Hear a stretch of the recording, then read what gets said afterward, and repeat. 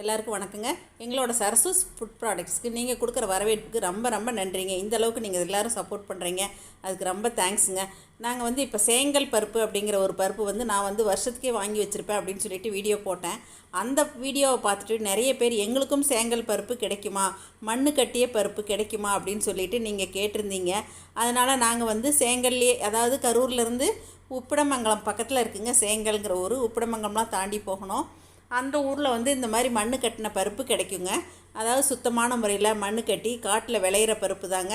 பாருங்கள், இந்த மாதிரி சின்ன பருப்பாக இருக்கும். சாதாரண துவரம் பருப்பை விட இது சின்ன பருப்பாக இருக்கும். துவரம் பருப்பு சாதாரணமாக நம்ம கடைகளில் தான் வாங்குவோம். இந்த மாதிரி மண்ணு கட்டின பருப்பு ரொம்பவே ருசியாக இருக்குங்க. இதுக்குன்னே செம்மண் இருக்குது. அந்த செம்மண் வச்சு தான் மண்ணு கட்டி சுகாதாரமான முறையில் இந்த மாதிரி பருப்பு ரெடி பண்ணுறாங்க.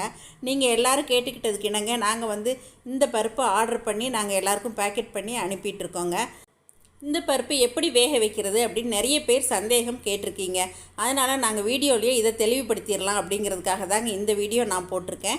இந்த பருப்பு சாதாரண துவரம் பருப்பு மாதிரி தாங்க நம்ம வேக வைக்கணும். குக்கரில் சேர்த்துக்கலாம், இல்லை நீங்கள் சட்டியில் கூட சேர்த்துலாம். எந்த இது பாத்திரத்தில் போட்டாலுமே நீங்கள் கொஞ்சம் விளக்கெண்ணெய் விட்டுக்கலாங்க. விளக்கெண்ணெய் ரொம்ப குளிர்ச்சி, அதனால் நம்ம பருப்பெல்லாம் வேக வைக்கும்போது கொஞ்சம் விளக்கெண்ணெய் விட்டுக்கலாம், இல்லைன்னா நல்லெண்ணெய் கூட விட்டுக்கலாங்க. நல்லெண்ணெய் விட்டுட்டு அதில் கொஞ்சம் மஞ்சத்தூள் போட்டு தான் நம்ம வேக வைப்போம். அதே மாதிரி தாங்க இதுவும் சாதாரண பருப்பு மாதிரியே சீக்கிரம் வெந்துருங்க. அப்படியெல்லாம் வேகிறதுக்கு ரொம்பலாம் லேட் ஆகாது. இது இந்த வருஷம் விளைஞ்ச பருப்பு தாங்க, புதுசாக விளைஞ்ச பருப்பு தான் நாங்கள் இந்த தடவை வாங்கியிருக்கோங்க. அதே மாதிரி இந்த பருப்பு வேக வைக்கும்போது நல்ல தண்ணியில் வேக வச்சுங்க. இந்த பருப்பை எங்களுக்கு கொண்டு கொடுத்த இந்த பருப்பு விற்பனை செய்கிறவங்க அவங்கக்கிட்டேயே நான் கேட்டேங்க.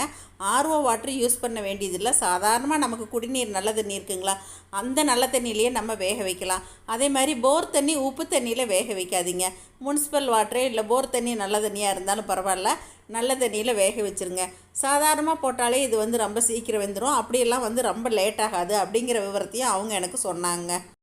சாதாரண துவரம் பருப்புலேயே மண்ணு கட்டின பருப்பு பருப்பே பார்த்திங்கன்னா சைஸ் ரொம்ப ரொம்ப சின்னதாக இருக்குங்க. அதே மாதிரி டேஸ்ட்டும் இது ரொம்ப அதிகமாக இருக்குங்க. அப்புறம் இந்த பருப்பு கொண்டு கொடுத்தவங்க எங்ககிட்ட சொன்ன இன்னொரு விஷயங்க, இந்த பருப்பை ரொம்ப நேரம் ஊற வைக்க வேண்டியதில்லை, அப்படியே நம்ம கழநீர் பிடிச்சிட்டு நம்ம அப்படியே போட்டுக்கலாம். கல் கண்டிப்பாக இருக்காது, இருந்தாலும் எதுக்கும் ஒரு தடவை அரைச்சி பார்க்க சொல்லுங்கள். நாங்கள் கல்லெல்லாம் சலித்து எடுத்து சுத்தமான முறையில் தான் கொண்டு கொடுக்குறோம். நான் போட்டு பார்த்தேங்க, கல் சுத்தமாகவே இல்லைங்க.